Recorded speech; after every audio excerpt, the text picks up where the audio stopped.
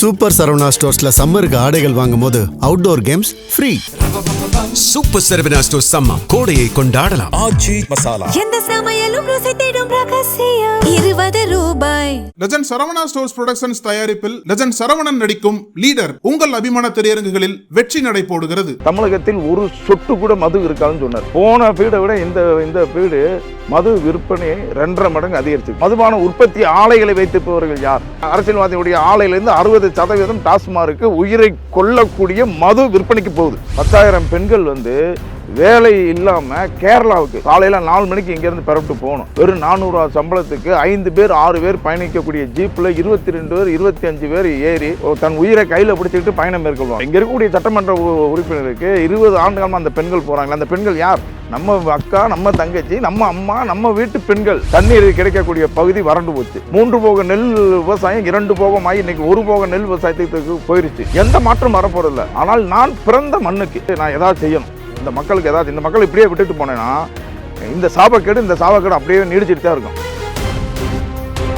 பிரச்சாரம் காலிலேருந்து பார்த்துட்ருக்கோம், விறுவிறுப்பாக போயிட்டுருக்கு. உங்களை சந்தித்த மக்கள் நான் தொடக்கத்தில் சொன்ன மாதிரி தான், நீங்கள் இருந்தால் செய்வீங்க அப்படிங்கிற நம்பிக்கையில் உங்கள்கிட்ட பேசுகிறத நாங்கள்லாம் பார்த்தோம். வசதி வாய்ப்பு இருந்தால் சென்னை, கோவை, பெருநகரங்களில் போய் கல்லூரி படிப்பை, பள்ளி படிப்பு முடித்து மேற்படிப்புக்கு அங்கே போகலாம்.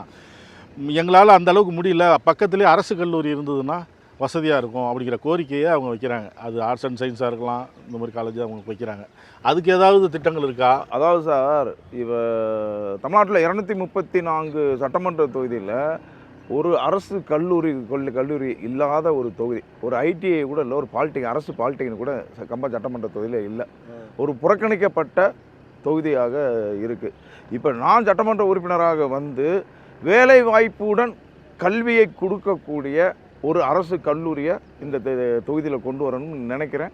நிச்சயமாக மத்திய மாநில அரசுகளை அணுகி நிச்சயமாக கொண்டு வரும். நாம் படித்தது தான் வெளில படித்தோம், வேலையாவது நம்ம சொந்த ஒரு பக்கத்தில் இருந்து வேலை செய்யலாம்னு பார்த்தா, நாங்கள் படித்த படிப்புக்கு ஏற்ற தொழிற்சாலைகளோ அதுக்கான வேலை வாய்ப்புகளோ இல்லை அப்படிங்கிற கோரிக்கையும் இங்கே இருக்கிற இளைஞர்கள் வைக்கிறாங்க. இங்கே வேலை வாய்ப்புன்னா பெருநகரங்களுக்கு தான் போக வேண்டியதாக இருக்குது அப்படின்னு இங்கே இருக்கிறவங்க சொல்கிறாங்க. அவங்களுக்கு ஏதாவது வாய்ப்பு இருக்குதா? தொழிற்சாலையை கொண்டாட முடியுமா? இப்போ இங்கே பார்த்தீங்கன்னா எம்ஏ படிச்சுட்டு எம்எஸ்சி படிச்சுட்டு வேலை இல்லாமல் தோட்ட வேலைக்கு போகிறான், மம்பட்டி வேலைக்கு போகிறான் இங்கே. ஏன்னா வேலை வாய்ப்பு இல்லை. எம்ஏ எம்எஸ்சி படித்த பசங்களுக்கு வெளியிலையும் பிரதானமான வேலை வாய்ப்புகள் கிடையாது. இங்கே கம்பம் சட்டமன்ற தொகுதியை பொறுத்த வரைக்கும் வேலை இல்லாமல் இருப்பவர் 30,000 பேர். இப்போ பார்த்தோம், இந்த திராட்சை தோட்ட பெண்கள் சாதாரண தோட்ட வேலையை எங்களுக்கு 6 மாதம் கிடைக்கும் சார். 6 மாதம் கிடைக்காது, ஒரு வாரத்துக்கு 3 நாள் கிடைக்கும், 4 நாள் கிடைக்காது. பட்னியாகத்தான் இருப்போங்கிறாங்க. பட்னியாகத்தான் இருப்போம், 2 வேளை சாப்பிடுவோம் சார் அப்படின்னு சொல்கிறாங்க. இப்போ இதெல்லாம் மனதில் வச்சு ஒரு மாசு இல்லாத ஒரு தொழிற்சாலையை கொண்டு வரணும், எந்த விதத்திலும் மாசு இல்லாத ஒரு தொழிற்சாலையை கொண்டு வரணும் அப்படிங்கிறத ஒரு திட்டமிடல் வைத்திருக்கோம். நிச்சயமாக அந்த தொழிற்சாலையை கொண்டு வருவோம். மத்திய மாநில அரசுகளே அணுகி அந்த தொழிற்சாலையை கொண்டு வர பாடுபடுவோம். அப்படி ஒரு வாய்ப்பாக மத்திய மாநில அரசுகள் சீக்கிரம் அமைக்கலைன்னா ஒரு தொழிற்சாலையை நாங்களே அமைப்போம். இப்போ கட்சியை தாண்டி வேட்பாளரை கவனிக்க வராங்க அப்படின்லாம் தொடக்கத்தில் சொன்ன மாதிரி, இப்போ நீங்கள் கட்சியை தாண்டி இந்த மக்களுக்காக என்ன சொல்ல வரீங்க, என்ன வாக்குறுதி கொடுக்குறீங்க, என்ன செய்வீங்க? அதாவது சார், இங்கே அடிப்படையான விஷயம் என்னன்னா, இப்போ இங்கே இந்த பகுதியில் ஏதாவது கிடைக்கிற வேலையை செய்கிறாங்க. இன்னும் கம்பம் சட்டமன்ற தொகுதியில் சுமார் 10,000 பெண்கள் வேலை இல்லாமல் கேரளாவுக்கு காலையில் 4 மணிக்கு இங்கேருந்து பரப்பிட்டு போகணும். 4 மணிக்கு தன்னுடைய கணவனுக்கு சோறாக்கி வச்சுட்டு, தன்னுடைய பிள்ளைக்கு சோறாக்கி வச்சுட்டு, வெறும் 400 சம்பளத்துக்கு 5 பேர் 6 பேர் பயணிக்கக்கூடிய ஜீப்பில் 22 பேர் 25 பேர் ஏறி தன் உயிரை கையில் பிடிச்சிக்கிட்டு பயணம் மேற்கொள்வாங்க. இப்போ கேரளாவில் போய் ஏலத்தோட்டத்தில் வேலை செஞ்சுட்டு வருவாங்க. இன்றைக்கி சாதாரணமாக இங்கே இந்த கம்பம்லாம் கேரளாவுக்கு மாடு வியாபாரத்துக்கு ஏற்றி செல்வாங்க. அரசாங்கம் ஒரு லைலாண்டு லாரியில் 12 மாடு தான் ஏற்றணும், மாடுகளை கேவமானு ஏற்றிட்டு போகக்கூடாதுன்னு சட்டம் வச்சுருக்கான். ஒரு ஜீப்பில் 20 பேர் 25 பேர் கொத்தடிமையாக வேலைக்கு பெண்கள் ஒரு நாளைக்கு 10,000 பேர் போகிறாங்க. இப்போ இங்கே இருக்கக்கூடிய சட்டமன்ற உறுப்பினருக்கு 20 ஆண்டு காலமாக அந்த பெண்கள் போகிறாங்களே, அந்த பெண்கள் யார்? நம்ம அக்கா, நம்ம தங்கச்சி, நம்ம அம்மா, நம்ம வீட்டு பெண்கள். அவங்களுக்கு இங்கே கம்பம் சட்டமன்ற தொகுதியிலே ஒரு வேலை வாய்ப்பை ஏற்படுத்தி கொடுத்தால் ஒரு சம்பளத்தை சம்பளம் நல்ல சம்பளம் கிடைக்கணும், ஒரு வேலை வாய்ப்பை கொடுத்தா தாராளமாக இருப்பாங்களே. நிச்சயமாக அந்த ஒரு மாசு இல்லாத ஒரு தொழிற்சாலையை கொண்டு வரணும். இந்த மாதிரி நிறையா விஷயங்கள் வந்து எதுவுமே செய்யப்படாமல் ஒரு மிகப்பெரிய ஒரு சாபக்கேடாக இருக்குது.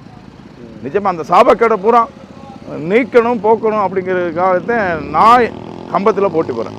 நடுவில் செய்திகள் பார்க்கும்போது போடி போன்ற தொகுதிகள் பேசப்பட்டது. ஆனால் நீங்கள் திருப்பி கம்பம் வேணும்னு சொல்லிட்டு கம்பம் தொகுதியை குறி வைக்க காரணம் என்ன? குறி வைக்கிறது அப்படி ஒன்றும் இல்லை. போடி மற்ற தமிழ்நாட்டில் இருக்க 234 சட்டமன்ற தொகுதியிலும் பேசப்பட்டது. ஜெகநாத் மிஸ்ரா எந்த சட்டமன்றத்திலும் நிற்கக்கூடிய ஒரு வாய்ப்புள்ள தான். ஆனால் நான் பிறந்த மண்ணுக்கு, மண்ணின் மைந்தன், நான் பிறந்த மண்ணுக்கு வந்து நான் எதாவது செய்யணும். இந்த மக்களுக்கு ஏதாச்சும், இந்த மக்கள் இப்படியே விட்டுட்டு போனேன்னா இந்த சாபக்கேடு அப்படியே நீடிச்சுட்டு தான் இருக்கும். எந்த மாற்றம் வரப்போறதில்ல. நல்ல தண்ணீர் கிடைக்கக்கூடிய பகுதி வறண்டு போச்சு. 3 போக நெல் விவசாயம் 2 போகமாகி இன்றைக்கி 1 போக நெல் விவசாயத்துக்கு போயிருச்சு. அரசியல்வாதிகள், அரசாங்க பதவியில் இருப்பவர்கள் சரியாக செயல்படாத காரணம்தான். இப்போ வேலைவாய்ப்பு இல்லை, 30,000 பேர்த்துக்கு வேலைவாய்ப்பு இல்லை. பெண்கள் வந்து கொத்தடிமையாக கேரளாவுக்கு வேலைக்கு செல்கிறாங்க.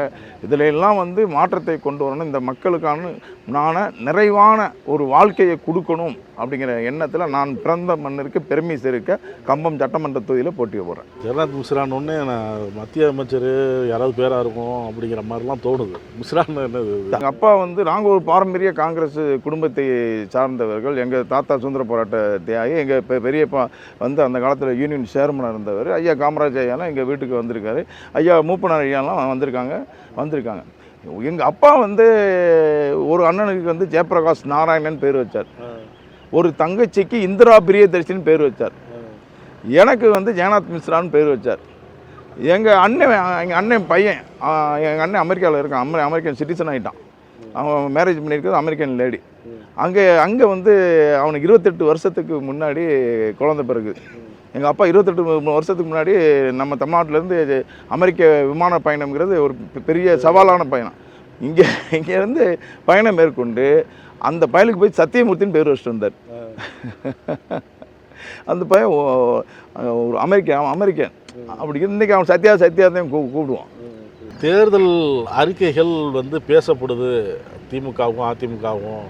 அதை தாண்டி இவங்க என்ன செய்ய போகிறாங்க, இவங்க எப்படி களத்தில் இருக்க போகிறாங்கங்கிற பேச்சும் இருக்குது.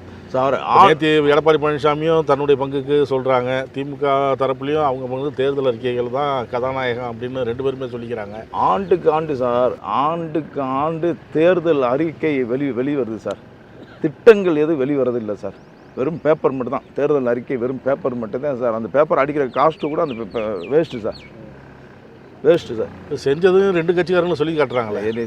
செஞ்சது சின்னதாக இதை செஞ்சேன்னு சொல்லி காட்டுறாங்க.